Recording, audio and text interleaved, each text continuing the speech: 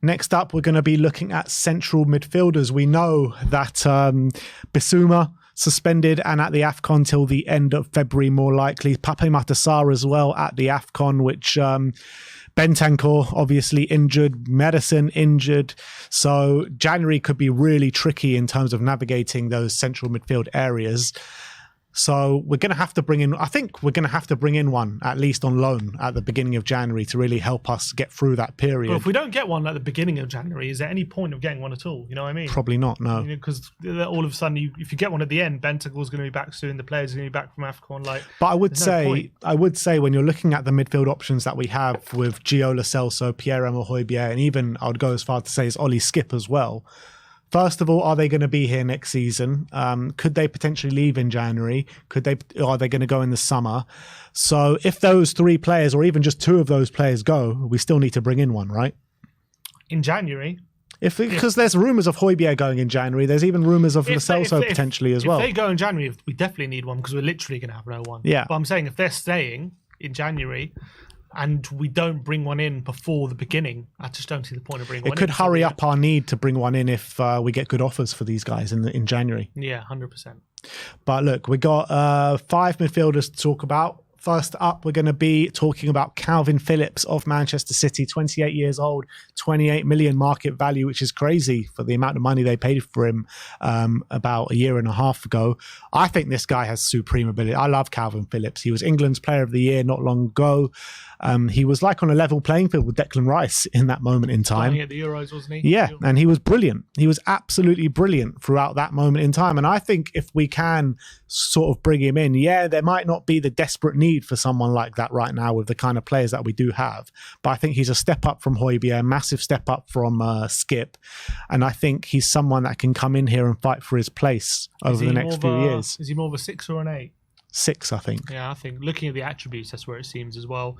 One thing he doesn't seem to, if I'm looking at the attributes, something doesn't perform too well at is successful take on, so his ball carrying ability needs work, but passing ability is quite strong. Obviously, this is only based on 500 minutes though, so I guess maybe if I was to look at a fairer, I think look at his Leeds days. Yeah, I would say maybe his Leeds days would be a fairer, probably indication of what his true ability. Again, performs quite well passing and defensively performs well as well. See, for midfielders, it's a bit different. I think you can take a lot more from the defensive stats for midfielders than you can for defenders, although it's still quite hard to judge. But I think midfielders, you want a good total of like tackles and stuff. I think that's a good indication of them getting stuck in. For defenders, it's different because someone like Van Dijk, he might not make a tackle the whole game, but doesn't mean he's had a bad game. You know what I mean? So it's a bit different. So when it comes to his defensive stats, for Leeds, strong, definitely puts in a tackle. In possession, passing is good, but when it comes to ball carrying ability, definitely seems not great at the moment, at that time. But definitely seems someone who can play in that number 6 role in terms of just a volume passer. Seems quite similar to like a Højbjerg, to be honest. No, it doesn't seem too dissimilar in terms of the attributes. I think, like, in terms of style of play, he is a bit similar to Højbjerg, but I just believe he is much better than a Pierre, to be honest. I really do believe that. Yeah, I think so. And I think it's good for us. I think when you put him in that number 6 position, I think, it'll make us so hard to break down when you've got him, you've got the 2 inverted fullbacks, you've got Romero and Mickey van der Ven backing them up as well. I just think it'll make us a lot more solid. Yeah, I agree. And clearly, his most impressive metrics are definitely defensive ones. Performs very well in the defensive metrics. But passing as well, he's pretty solid, albeit not as good as some other midfielders, but he's still above average in all his passing metrics. But we know how when he's at his best, he can perform at a very high level. So for me, it's not one I would sign permanently in January, but I do think a 6-month loan would definitely benefit us. You see, I actually would. If the opportunity arose and we could sign him permanently for a good price, he's been completely out of favour of Man City. Questions do need to be asked, like why does Pep Guardiola just not want him at all? Why sign him for that amount of money if you just don't want to play him? Has something happened? Is there any sort of issues there? I don't know. But I think on the face of things, from what I've seen from him as a player for England and for Leeds, I would sign him permanently, with opening the door for Pierre to leave the club. And I think like if we could sell Pierre and bring him in, I think that's an upgrade. So I don't see why the downside of signing him permanently. I'm just not convinced that he's going to recapture his form at the moment. I have to wait. I would want a loan. I think considering he's 27, he was a bit younger. I think I would agree, but considering he's 27, the resale value there isn't going to be great in terms of if it doesn't work out. So I think maybe a loan with an option. That's what I'm saying. A loan with an option to buy if he's showing good signs. Then I'll do it. I did really like him at Leeds, but it's now been 18 months and he's barely played a game. So that's definitely a red flag. As much as whatever we want to say about it, it's definitely a red flag. And when he has played, he hasn't been great, albeit it's a very small sample size. And we have got a lot of good midfielders, so I wouldn't want to just go and splash a lot of money on him without being sure he's going to really improve us. So that's why I think I would only consider a loan with an option. And I guess if you're City, that would make sense at the moment because they're not using him. Yeah. I have seen reports that saying they don't even want to consider loans. They just want to sell him, which is interesting. But I guess like when push comes to shove, maybe they will consider the loan because they might not have any other options. But there are links with him to go to like Juventus, go and play for top clubs out in Italy. So I guess we'll just have to wait and see how it kind of pans out for Calvin Phillips. But I massively rate him. I really do. I think he's a top player. And if he can get close to that form or even get better, we've got a proper player on our hands. Proper player. But next up, we're going to be talking about Conor Gallagher, Chelsea's midfielder, 23 years of age, 42 million euro market value. There are obviously caveats there because he does play for Chelsea. Will they deal with us? Will they sell him to us?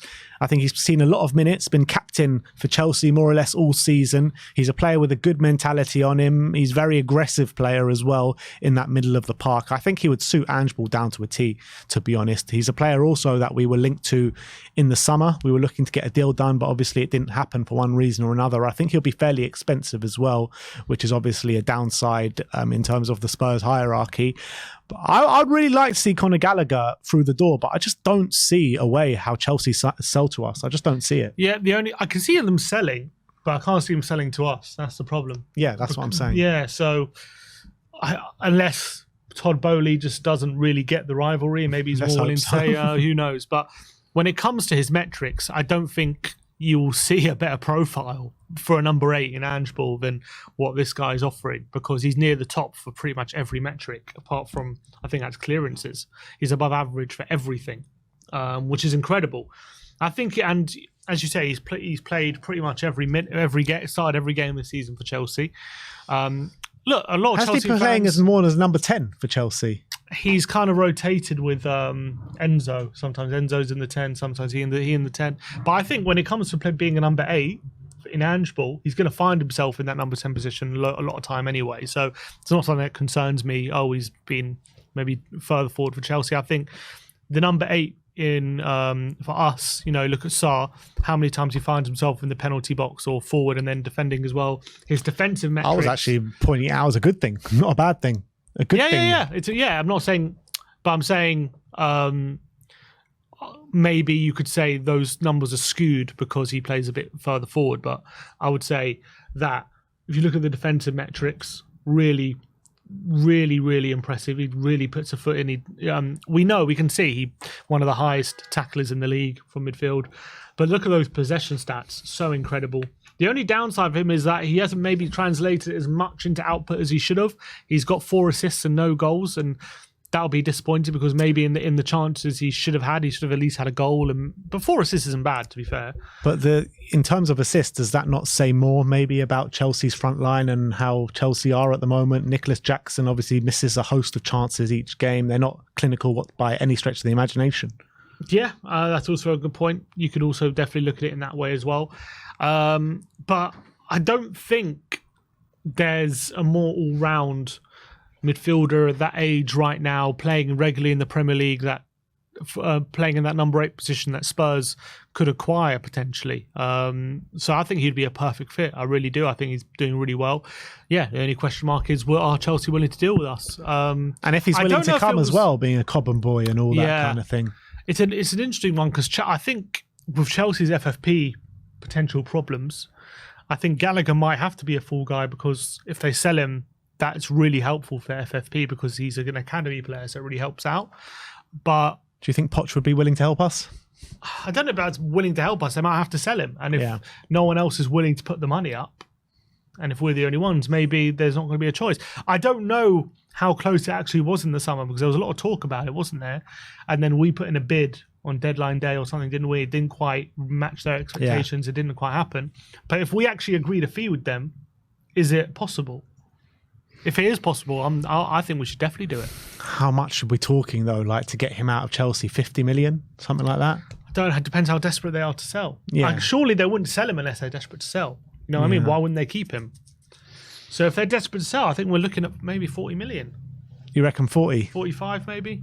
I don't know. I think Depends. somewhere in between 40 and 50 million. Like I said, I'd really like to see him. I really like his mentality. I really like his aggression on the pitch. I mean, he's another one that just collects yellow cards as well, though, and will probably be in for a couple of suspensions a season as well. But I do think like he fits this squad. I just think he's a good fit, and I think he would thrive massively under Ange. But he is a number 8, not a 6. So in terms of if we sign him, and let's say we sign him to replace Højbjerg, let's say Højbjerg leaves and replace him, who do we play in the 6 for the foreseeable? I don't really know. In January, you're talking about who do we play? Yeah, that's obviously an issue. It's got to be Højbjerg. Yeah, well, I'm saying we'll probably only sign him. Next up, we're going to be talking about Wilfred Ndidi of Leicester, 27 years of age, 80 million market value. He's actually having a really good season, but it is in the Championship, obviously. I do think he's a level above the Championship. He was having there was a big talk about him a couple years back when he just joined Leicester. You know, he was a top midfielder in the Premier League, did have a significant drop-off, which has got to be said, which is concerning. But he's one that definitely speaks Levy's language because he's out of contract in the summer, so he could be like a pretty good free pickup if he can rediscover that form. I would say age-wise, very similar to Bissouma and Bentancur. He's not. I think we're probably more often going to be looking at a younger player for me than Ndidi, and especially given the fact he's been off form Premier League-wise for a while. He is a number 6 though, good defensively. On the ball though, when it comes to passing and stuff like that, is he of the required standard? I think his ball carrying ability is probably not bad.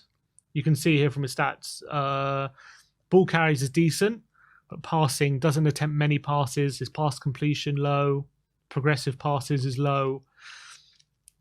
So I don't know. I don't know if he's the right fit. And then you put into his fact his age, he's out of form. Yes, you could get him cheap, but I don't know. I don't know if this is one I'd go for, to be honest. And again, not even on a free transfer. That's in the summer. Yeah. Well, then we'd have Bissouma and Bentancur back. I don't see the need to buy him. Well, you know what? A loan. Well, I guess that doesn't make sense for Leicester. Well, a 6-month loan, yeah. I mean, unless there's a guaranteed fee there at the end of it somehow, I don't see how. Unless you have a loan. I mean, I used to love Ndidi. I really did. I used to love Ndidi, but I don't know. Just because of this form that he's been on in the last couple of years, and now he's starting to perform because he's in the Championship, it just hits alarm bells for me. Yeah, exactly. I mean, if we're basing off his Championship form, we should re-sign Winks. I'm sure you'd love that. Come on, bring Winks home. So Ndidi, I think, I don't think let's just breeze past Ndidi because I don't think either of us are kind of excited about him. Next up, we're going to talk about Keer Turam. Obviously the son of Lilian Thuram, the brother of Marcus Thuram. He's making waves for Nice. He really is. He's having a very strong season. 22 years of age, 40 million euro market value. They got a couple of good young players, don't they, Nice, that we could potentially pick up. And every time I've seen him play, I've been super impressed. Super impressed. And he was very heavily linked with Liverpool, wasn't he? Was it last summer? Yeah, or last 2 summer. summers ago? Last summer, yeah. So that's, I think, again, potentially more of a number 8. He's quite decently offensive as well, likes to get forward. Possession attributes very good. Really, what's really great about him is his ball carrying ability. Really great at dribbling. He's hard to handle when you're up against him. He's a very strong, powerful bit Dembele-like when it comes to taking people on. Passing-wise, not as good, but not horrific. I mean, pass completion's okay, but progressive passes and the amount of passes attempted, not as strong. So he's not really a sitting passing player. He likes to get on the ball, take people on, get forward in that way. So I would say probably more of an 8 as well. If you look at his shot creating actions, shots total, definitely likes to get forward, definitely likes to be brave on the ball. So I would definitely say more of a number 8 than a number 6. For sure, but maybe he could fill in short term for a 6 while we have players out for sure. I think he would definitely be expensive. For a player who's 22, remarkably, he's been playing a lot of football in Liga and for a while now. He's been playing over 30 games a season since 2020, which is 3 years. And has obviously played 12 games already this season. So although that figure of 22 might seem young, he's an experienced player. 22, and that's what we want. That's exactly what we want. You know, all the players that we've been kind of signing have been of that kind of model. Maybe Van der Ven aside, because he only had one top season, but everyone else have been young and experienced. And I think that's what we want. Yeah, I just feel like he might be unattainable for us. I have got a feeling he might have his heart set on bigger things, like not trying to degrade our club, but I think he might have his heart set on a Liverpool or a big club. So whether he's attainable, whether we can get him for a decent fee, I don't know. Are we really going if we're going to sign him, it's going to be, I think Liverpool had bids very high amount, big bids rejected for him. So I'm going to assume he's going to cost 50-60 million. What's his contract saying? His contract, I don't know. I'm getting it up. 2025. Not that long left. So it'll be a year. A year in the summer. A year in the summer. Okay. The way Levy likes it. Again, but I don't think that affects much in January. Maybe in the summer it does. I do still think it's a big fee. But who would be more? Would it be him or Conor Gallagher? Who would be more expensive? I think they've got similar time left on their contract. I actually think just a similar price point, to be honest. I don't think there'll be much in it. In terms of this season, he has played 9 as an 8 and 2 as a 6. Yeah, definitely more of an 8. Definitely more of an 8. 150 appearances for Nice at such a young age is actually mad. I would love him. I do feel like he'll be too expensive, but but you can make the same claim for Gallagher. So in those 150 appearances for Nice, 52 have come as an 8 and 57 have come as a 6. 5 as a left and 6 as a left winger. So it shows his versatility. Yeah, I think he can play both. I think recently though he's been definitely more of an 8. Yeah, but more when he's kind of exploded. Yeah, one cap for France as well. Yeah, he's a player with a really high potential. What the hell was Lilian Thuram doing to these two boys? I mean, what players both of them are. Marcus Thuram as well. Are they brothers, are they? Yeah, Marcus Thuram as well is absolutely smashing it for Inter this season. Yeah, he's doing brilliantly, and he was doing brilliantly on the back of a great season last year as well. For Gladbach.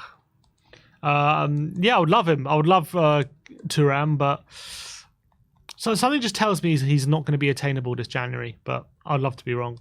I just feel like if Chelsea are more willing to deal with us, I feel like he might be more attainable than Thuram. Who would you prefer, Thuram or Gallagher? I feel like Thuram might have a higher ceiling. I feel like at the moment, Gallagher, in terms of just his all-round game, I feel like Thuram has a bit more quality about him. He's a bit stronger, a bit better when it comes to ball carrying ability. But when it comes to being a bit more of a balanced midfielder, maybe Gallagher shades it and he's Premier League proven. So I think I'll just shade it with Gallagher, but I do think maybe I could be looking stupid because I do think Thuram probably ceiling-wise might be higher than Gallagher. So on that basis, probably Thuram. Gallagher does have the English quota as well, which we desperately need. So I think that massively works in his favour. But if you're just talking about quality of the players, Thuram might be higher. I think Thuram, in terms of what he can do in the final third as well, maybe his killer instinct is a bit more. Gallagher might be better though. Yeah, I could agree with that. But I think Kefren Thuram, I think he's just got that bit more of a killer instinct than Conor Gallagher has. I feel like Thuram has a bit more of that star quality. I feel like Gallagher doesn't have that. He's very much a good player, but he does. I don't know if he has the star quality that Thuram has. Both young players, though, Yeah. and they can definitely kind of progress as time moves on. But the last player that we're going to look at in terms of a midfielder is the very attacking option of Oscar Gluk, 19 years of age, 15 million euro market value, plays for RB Salzburg, another team who just have a conveyor belt of talent. Every time I see this guy play, he either scores, assists, does something special in a game. He looks like probably one of the best players, if not the best player that Israel probably have ever produced, up there with the Yossi Benayoun's at such a young age as well, to show this kind of quality. To do it in the Austrian league, yeah, that's fair enough. You can say, you know, it's not such a strong league, but he does it in the Champions League as well, which is absolutely incredible for someone of that age.